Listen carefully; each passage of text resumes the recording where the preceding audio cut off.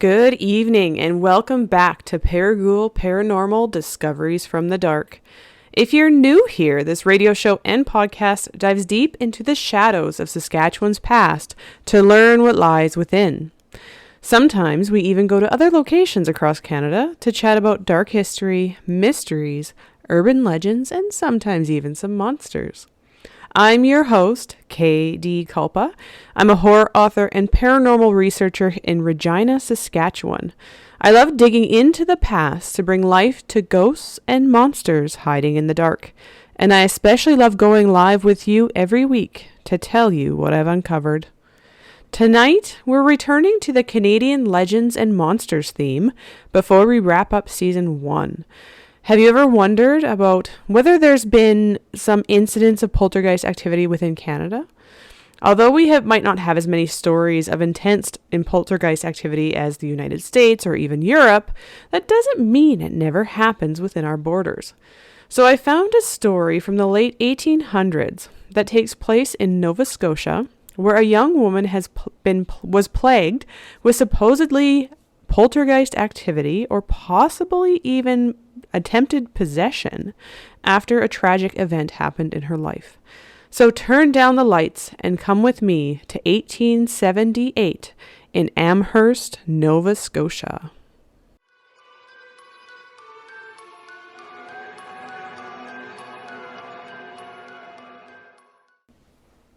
All right, before we get into the actual poltergeist activity, the victim, and what the skeptics say, let's just briefly talk about the history of the location that we're spending our evening with, and that is of Amherst, Nova Scotia.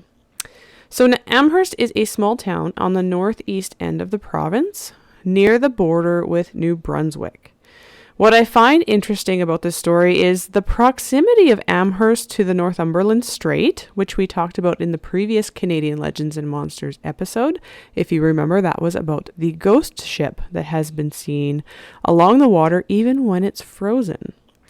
It's also only approximately 200 kilometers away from the Dungarvan River, where the ghost story of the Dungarvan Hooper was located, if you remember that episode.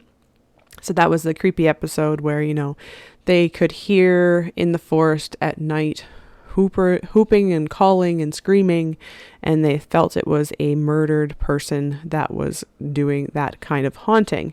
Now, honestly, I can't wait to make a trip out to this area because there are so many paranormally charged locations, it seems, within such a small area, like within 200 kilometer radius. So it's just unbelievable. But according to the town's website, Amherst was established in 1764. Although it has moved since then, the location has moved slightly because of a grist mill and tannery that were built in the area. So the current location of Amherst was more like 1850 is when it started. Now, similar to Saskatchewan history, the railway came to Amherst around 1880, in Saskatchewan is around 1882, if you recall, and shortly after our ghost story takes place, for that matter, which is an interesting tidbit of timing, I guess. I don't know how it could relate to each other, but I just found that interesting. Now, apparently, you can still see many of the old industrial buildings within Amherst, as they were never actually torn down, which definitely makes this another town added to my spooky bucket list to go check out one day. I don't know about you, but I love the old historic buildings. But what about the poltergeist activity? So it is said to have all started in 1878. It was a big enough event that there are numerous accounts in many different newspapers, one of which even was reported in the Saskatoon Star-Phoenix, albeit at a later date. So the first report that I found in the archive newspapers was on December 13th, 1878, and this was in the Montreal Daily Witness, and this is what the article said. A remarkable tea chest, what the judicious use of lucifers revealed, a perambulated wash bucket, and what the doctors say. There has been much talk for weeks past in this province over what is known as the Amherst Mystery, a girl named Esther Cox being the principal in the case. A representative of the Chronicle of this city yesterday investigated the case in Amherst, of which the following is the substance. First, it may be as well to recall the fact that the spirits were charged with the exceedingly unprofessional act of setting fire to the house in which Esther lived, her brother-in-law's house. There were 6 separate fires which broke out almost simultaneously. The fire wards were summoned and visited the place. They found numbers of burnt matches wherever the first had broken out. They also ascertained that the house, originally bought for $800, was insured for $8,000. They intimated to the family that if the spirits played such pranks again through the medium of Miss Esther, it would be their duty to have her arrested and treated as a lunatic. Nice way to end a little piece of an article, hey? As you can tell, skeptics were already on the case of trying to disprove the activity that was occurring in the house. But this same article goes on later to say, on the 4th of this month, remember this is December, between 2 and 3 p.m., Esther Cox was sitting between the stove and the door of the saloon. The oven door was shut, but it suddenly opened and shut again with a noise, this being repeated so frequently that Mr. White at least opened the door wide and jammed it back by means of an axe. Esther then placed her feet on the edge of the open oven to warm herself, when presto, the oven door flew off its hinges and fell at her feet with a loud clatter. Mr. White being a witness of the fact, and stating that the girl did not touch the door herself. So apparently, this oven door in the saloon, which is where Esther was an assistant, which we'll learn later, would come off multiple times and on multiple occasions, so not just the one day. And repeatedly, Mr. White would try to use this axe to stop it from, banging and opening and closing, and it would just continually fly off, and eventually even the axe started to fly away. So, apparently using an axe, not a great idea if you don't want to get hurt. I don't know. But the article continues to talk about other activity that occurred around Esther in the house, including loud knocks in answer to questions, even while she was placed on a stool that didn't allow her feet to touch the ground. Now, the article is quite long, as actually many of them were, and goes on to talk about other occurrences that happened around Esther, either while being watched by her family or by the doctor that was trying to assess what was actually happening to her. This supposedly included instances where she would be writing curses and blasphemous phrases on the walls, which I guess is where some were starting to speculate that she could be, being possessed by the supposed ghost or entity. Now, in another article from the Montreal Daily Witness again on January 7th, 1879, so almost a full month later, this was reported. Esther, very sick. Esther Cox, while standing behind the counter on Saturday evening in White's Saloon, was suddenly seized with spasms, succeeded soon after by convulsions. She had to be taken in a carriage to her sister's house, where she lies undergoing such great sufferings that some despair of her revival. For the past 48 hours, she has scarcely slept at all, even opiates and other powerful medicines seeming to have no effect upon her. It is alleged that for a minute or two preceding her sudden attack, the mysterious manifestations were very strong. Mr. White says his attention was attracted to them, and he asked the unknown for a good, loud knock, which he said was immediately given.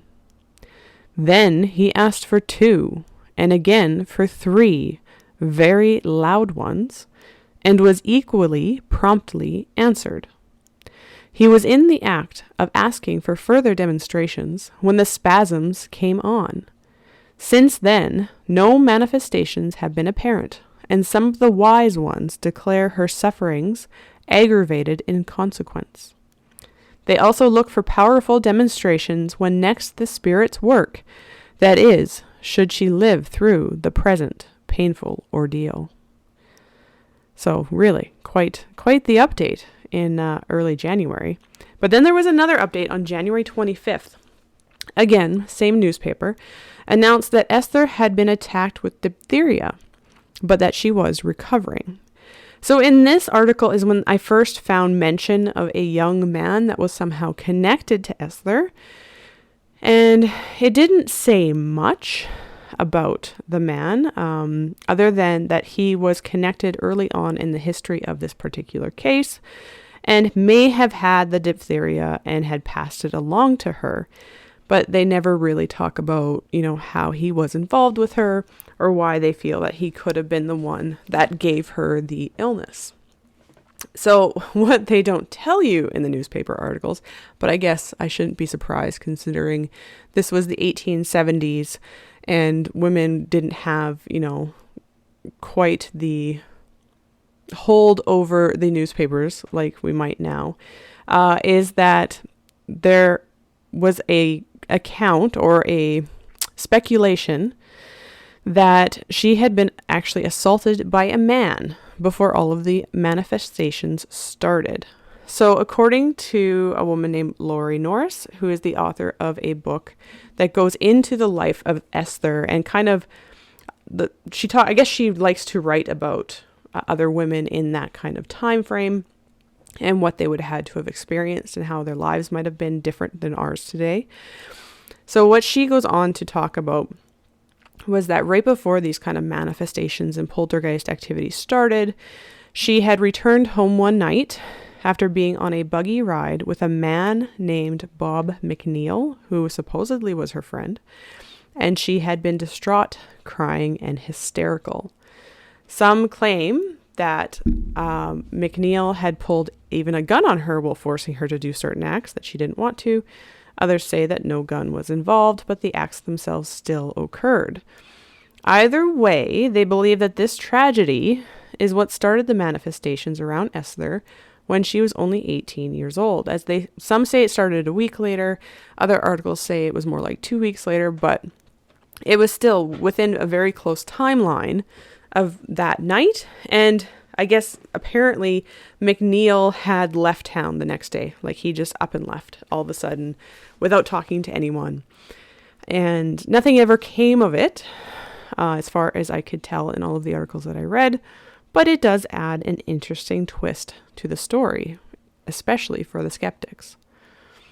So, let's go back to that article from January 25th in 1879, again in the Montreal Daily Witness. As I said, they determined that Esther had been suffering from diphtheria, but this didn't stop the manifestations from occurring around her, even while she slept, or so the story goes. Here's what the article said. On Thursday night of last week, the sisters slept together on a bed in the corner of the room, Esther being at the back. Against the wall stood a full-leaf breakfast table, with the end about 4 feet from the front of the bed covered with an oil cloth. No matches that they could find were in the room. When they retired, they left a lighted kerosene lamp upon the table. They had not been asleep long when they both heard and saw the oilcloth move upon the table, and, fearing the lamp would be knocked off, removed it.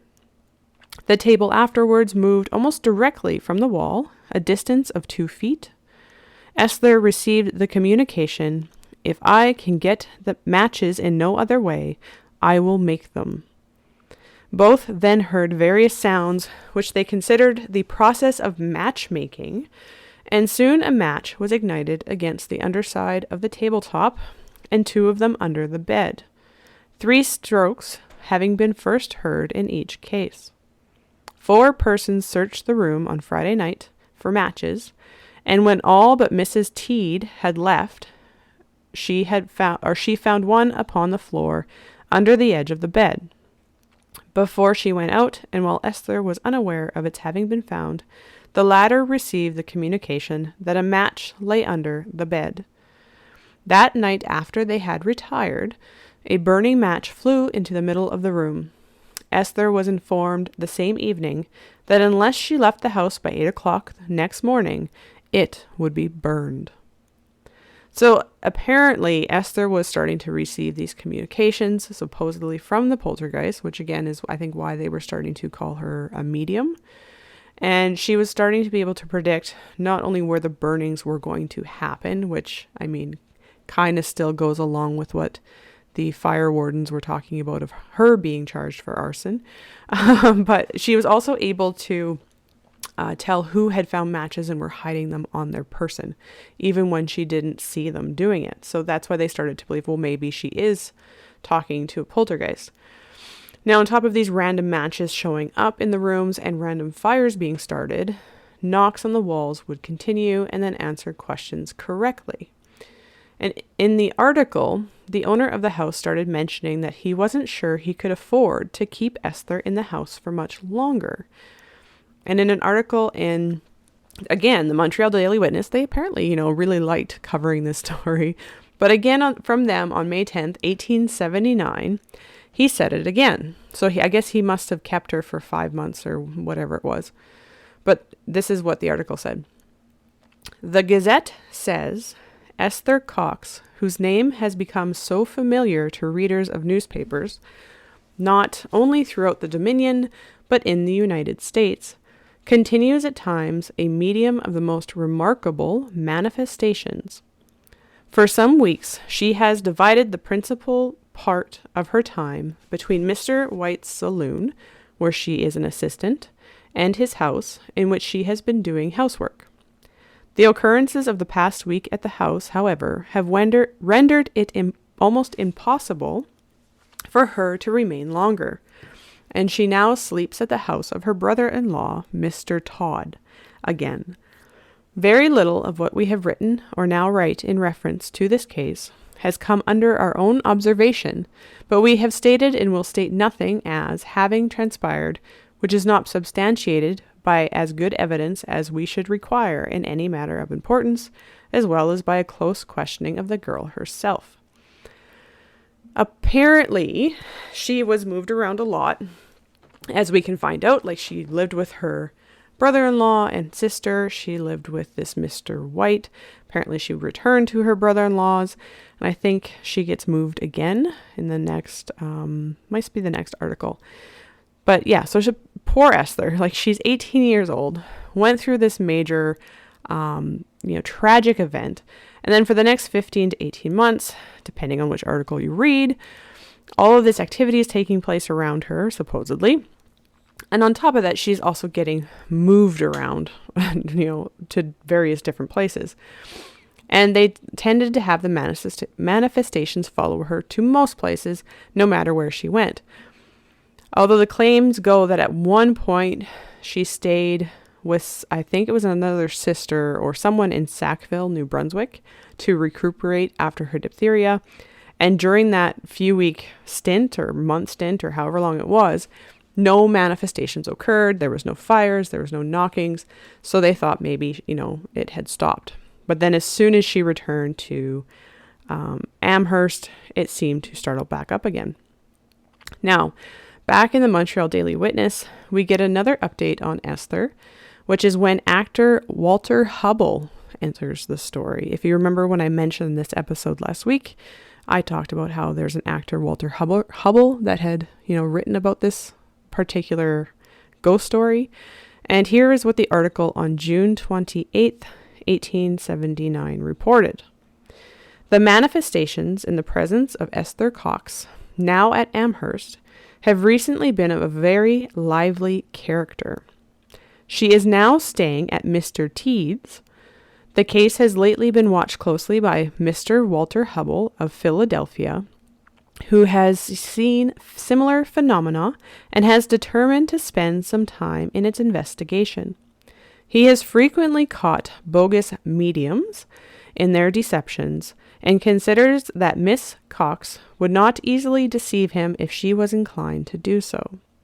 He says that he has heard raps at times very loud, and that these have denoted the dates on coins in his pocket, time of day, and that on 3 different days, the heavy cover of a stone sugar bowl disappeared from the breakfast table and afterwards dropped from the ceiling in the room, that when asked for matches for lighting his pipe, they dropped in front of him on several occasions, that chairs, tables, and a lounge were upset, and various articles thrown 10 to 30 feet. Apparently, Hubble had come across the Amherst Mystery while traveling with a group of actors and decided to move in with Esther at the Teed's house, which I find interesting, to try and prove her as a fake. So the claim goes that he stayed there from June until August of that year. However, that isn't how the events would unfold for him. He thought he was going to go in, determine that this was another one of these deceptive mediums that weren't actually a medium, and then he would go on his way.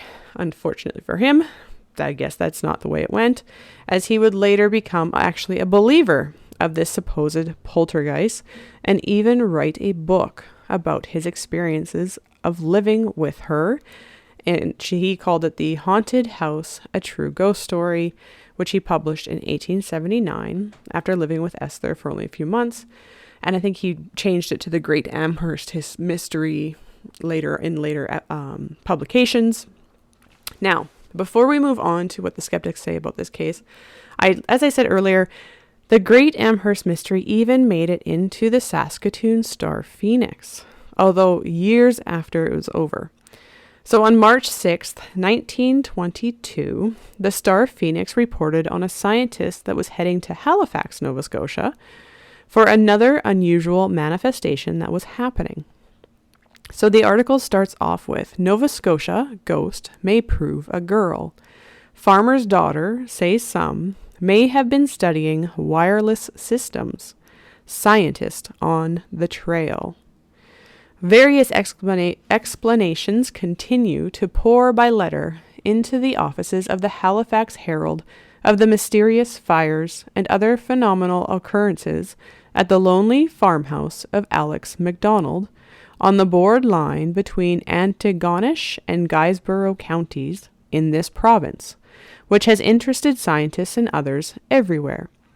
Most of the explanations attribute the strange happenings, which have completely baffled all those who have made personal investigations and who declare an agency or agencies other than human responsible, to some scientific cause, and a large number of them to electrical currents. So this particular article goes on to talk about the potential cause of some fires, and apparently 2 investigators that felt like they got slapped around midnight as they slept in this farmer's house. However, the electrical solutions that the investigators claim could explain some of these manifestations could not extend to all of them, because I guess one of them being that the farmer's cattle was being allowed loose from their stalls every night, no matter how well they were secured the night before. So they were trying to figure out what was causing not only the fires and the supposed slaps so that people would get hit by, but also the fact that their cattle were getting allowed loose every night. So this is where the scientist Dr. Walter Prince, a researcher from the American Society of Psychical Research, comes in. So he was trying to connect the manifestations of the Antigonish Mystery to that of the Amherst Mystery, since both were occurring within Nova Scotia. And they believe they kind of had a similar theme, with the fires and things happening. So the article goes on to say this about what Dr. Walter Prince planned to do. Dr. Prince says he will sleep in the Antigonish haunted house, and if any other person sleeps there at the same time, he wants it understood that such other person or persons shall be under his control. Regarding the Amherst case, Dr. Prince, after making critical study from the evidence obtainable, established to the satisfaction of many that all the freakish happenings in that case were brought about by Esther Cox, a servant in the house in which they occurred. At first, he could not decide whether Cox was a storyteller and a trickster, or a victim of a secondary personality, but he finally concluded that she was the victim of abnormal seizures, and that probably her saner self was unaware of the strange acts committed by her secondary personality. So apparently, the McDonalds also had a 15-year-old stepdaughter that some claimed were responsible for what was happening, even though they had no way to prove it. And so Dr. Prince apparently felt that these manifestations were likely the cause of a young girl reading too much Conan Doyle at the time. So I think this is a great way to move into what the skeptics say about the Amherst Mystery. As mentioned, Walter Hubble was originally one of the skeptics, but later turned believer, only to become well known for his book that he wrote on the subject. The claim goes that he went on to sell 55,000 copies of that original book, leading some to believe that the manifestations that he saw might have been exaggerated to help his book sales. As mentioned, Dr. Walter Prince made his research known on the topic, even though he never witnessed the manifestations for himself. Instead, he read through others' accounts of the events and decided that Esther was unstable mentally and had developed a split personality. His claim was that she had, one of her personalities playing the part of the poltergeist, with her main personality unaware of her acts. And he went on to talk about kind of the same thing that all the skeptics say about how a lot of the eyewitness accounts were missing scientific value, and that even Hubble himself was an unreliable witness given his personal investment in his book. Even though later on in 1888, Walter Hubble actually added a personal sworn affidavit to the book stating that he was, that the experiences as described were an actual experience than things that he actually saw, and the phenomenon was stated true. Now, other claims that her sister and brothers were involved in the hoax to bring more people into the home, which does kind of make you wonder because Esther was never questioned herself by any of the newspaper accounts. Apparently, there's no evidence of Esther ever being questioned or brought into it, so it does make you wonder. So no matter what version of the Amherst history you believe, either way, it's a sad tale about an 18-year-old. And you can now go to Esther Fest, which they have every year, to have haunted walks, watch the play that came out about this experience, and many more. So let me know what you think. I'm curious your opinion about this poltergeist story. Thank you for joining us tonight. And next week, we'll be actually wrapping up season 1, so make sure you join us to learn about what's coming up in season 2 and to help celebrate the 40th episode. So stay tuned for our upcoming episodes where we'll uncover more secrets, unravel more mysteries, and delve deeper into the shadows. Until then, remember to keep your flashlight handy and digital recorders ready. This is Katie Kulpa signing off. Until next time, my ghouls.